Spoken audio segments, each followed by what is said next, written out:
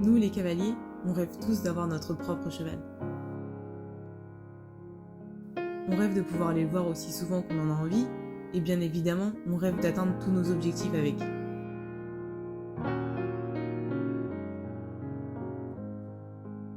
Mais entre le budget et l'investissement quotidien que ça demande, seulement une poignée passe finalement le pas d'être propriétaire. Et bien souvent, pas directement. Et pour pouvoir se représenter ce que c'est d'avoir un cheval à s'occuper très régulièrement sans les contraintes du propriétaire, plusieurs solutions existent. Mais la plus accessible, la plus abordable et surtout la plus connue, ça reste la demi-pension. L'ADP, c'est un compromis entre cavalière de club et propriétaire, et ça aussi, ça a bien évidemment ses avantages et ses inconvénients. Et c'est le choix logique pour lequel j'ai opté en juin 2024 en me mettant à la recherche d'un cheval à m'occuper. Parce que ça me manquait trop de partir en balade à toutes les saisons, de travailler à pied, et je voulais profiter d'un contact particulier et régulier avec un cheval comme avant. Parce que oui, quand j'étais petite, j'ai eu la chance de m'occuper de différents poneys et chevaux gratuitement.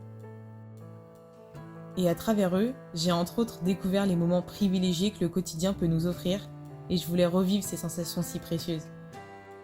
Alors, depuis juillet 2024, j'avais Hello en demi-pension, et comme tu l'as vu dans le titre de la vidéo, rien ne s'est passé comme je l'avais imaginé.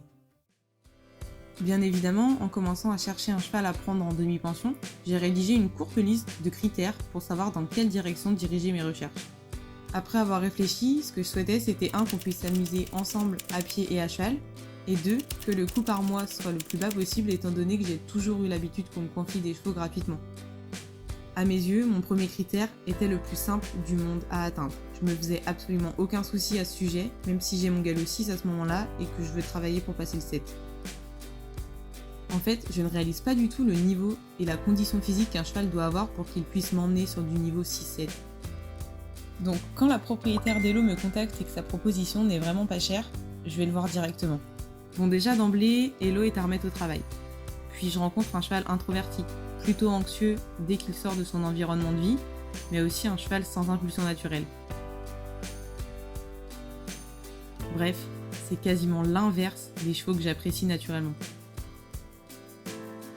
Honnêtement, une fois rentrée chez moi, je me rappelle avoir douté si c'était vraiment le bon choix, parce que j'ai déjà conscience qu'il y aura des difficultés. Mais à ce moment-là, j'ai tellement envie de m'occuper d'un cheval à nouveau que je dis oui. Et donc vous l'avez compris, les problèmes avaient déjà commencé en quelque sorte.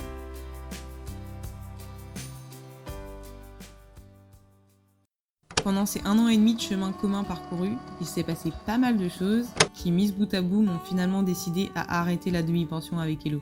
Et les raisons principales sont les problèmes de santé du cheval, le décalage de niveau trop important entre Hello et moi dans le travail monté, et l'incompréhension et la frustration pratiquement permanente dans notre travail ensemble. En septembre, on commence des cours à cheval en niveau galop 4 pour le remettre en forme, mais c'est pas du tout mon niveau. Et pourtant, on est loin de tout faire parfaitement, parce que j'ai du mal à comprendre comment Hello fonctionne, et aussi à lui faire confiance à l'obstacle. On reste dans ce cours environ 6 mois, et puis on monte de niveau parce que je veux qu'on progresse et que sa condition physique nous le permet enfin. Et là, comme au moins une fois dans toutes les histoires équestres, je pense, sa santé nous a mis à pied. Hello se met à boiter et rien n'y fait, il n'y a pas d'amélioration. Donc à partir de mars 2025, notre progression ensemble et ma préparation au galop 7 avec sont totalement mises en pause. À ce moment-là, il ne nous reste plus qu'à nous tourner vers le travail à pied qui m'intéresse beaucoup aussi, heureusement. Bon, j'avais toujours espoir que ça finisse par s'améliorer et qu'on puisse reprendre le travail monté ensemble. Mais je voulais comment on s'amuse à pied puisqu'il nous restait plus que ça. Mais les mois passaient et toujours rien. Je me sentais tellement impuissante face à sa santé. Quand j'en parlais, on me conseillait de tout arrêter. Mais pour moi, on n'abandonne pas un cheval parce qu'on ne peut plus monter dessus. Alors je l'ai gardé encore 9 mois, plus ou moins boiteux. Et puis jusqu'à ce qu'il y ait trop de raisons, qui me fassent me dire que cette histoire, ça n'avait plus aucun sens en fait. Parce que comme je l'ai dit, Hello c'est un cheval avec peu d'impulsion naturelle. J'avais beaucoup de mal à l'intéresser à quelque chose, que ce soit à pied ou monté, et j'avais l'impression que souvent on se comprenait pas sans pouvoir expliquer vraiment pourquoi.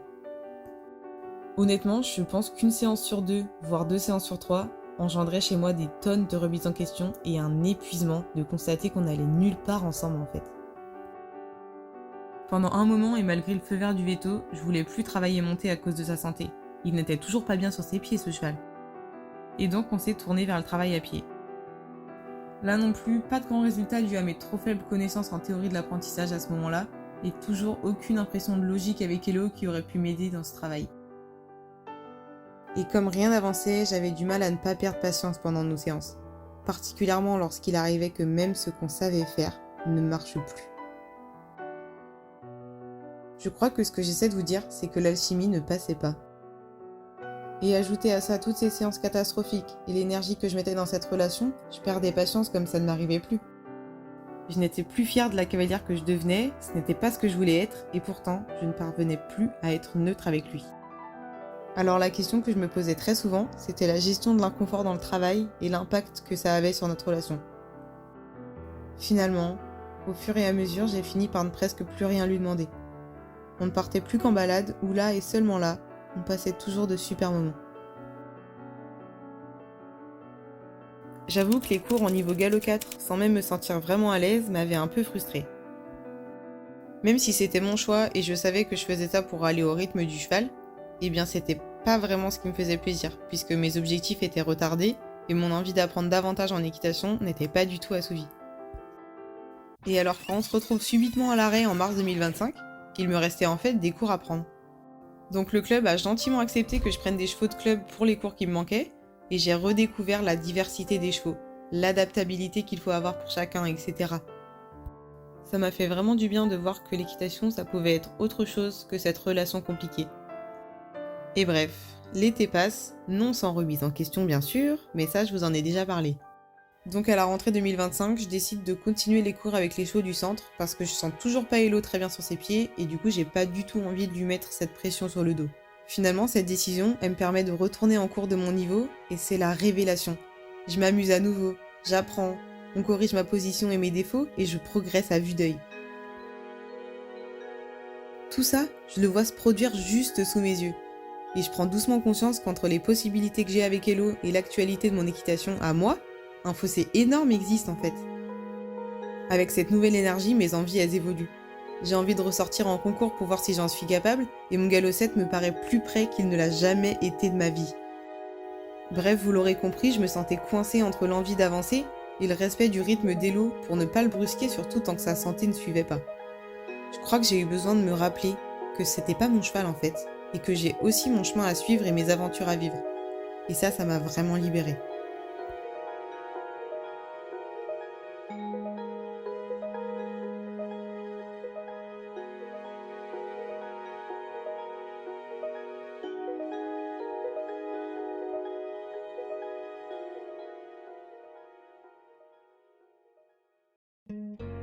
La fin de cette histoire sonne finalement en janvier 2026. J'aurais beaucoup appris pendant mes innombrables remises en question.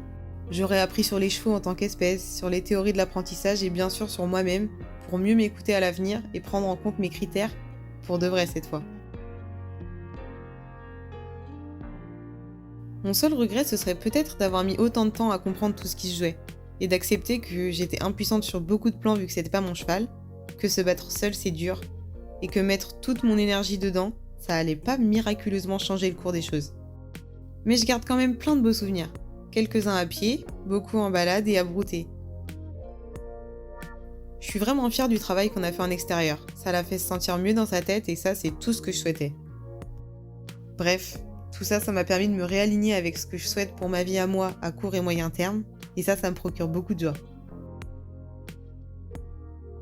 Là, à l'heure où je vous parle, on est fin mars 2026. Je sors régulièrement en concours depuis janvier avec des chevaux de club.